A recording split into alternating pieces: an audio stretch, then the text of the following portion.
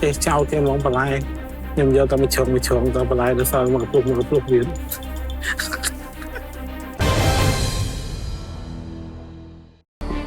ឆាខ្ទិះជូរអែមពណ៌គោសម្រាប់លក្ខណៈពិសេសគឺខ្ញុំយកគ្រឿងខ្មែរក្លុកជាមួយនឹងសណ្តែកដីឲ្យម៉ត់តបមកឲ្យដាក់ខ្ទឹមសខ្ទឹមខមខ្ញុំយកទៅឆាជាមួយនឹងពណ៌គោដោយដាក់ជាមួយនឹងបន្លែមានម្ទេសប្លោកពណ៌ក្រហម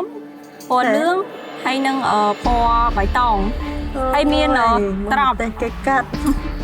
ដោយសារតែខ្ញុំចូលកន្លែងបបងពោគាត់ចង់ស្លម្ជូរព្រៃប៉ុន្តែបន្លែដែលគាត់កាត់វារៀងខោអញ្ចឹងបាទខ្ញុំឆ្នៃកាត់ធ្វើ4ជ្រុងបានប៉ុណ្ណឹងដែរ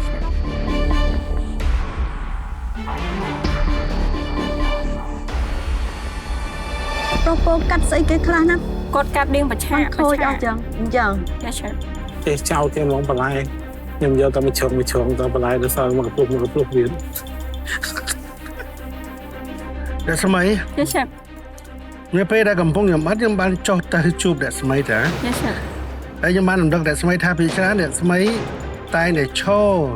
đã nào việc đại trời chụp bức tranh ចាឆេ đã đây có bị chán cứ ban vẽ im mai được vào ចាឆេ bạn đã dùng fan là bao im mở nó lấy cái tham mà hôm mà chán tranh má ai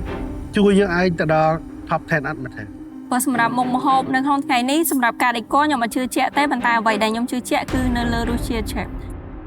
តែស្មី ចាឆេ រសជាតិបែបហ្នឹងចង់ខ្លាយទៅជាបេក្ខជន top 10 បាទរស្មីវិញសប្បាយចិត្តអត់នៅពេលដែលលើកម្ហូបមួយចានឲ្យភ្ញៀវញ៉ាំ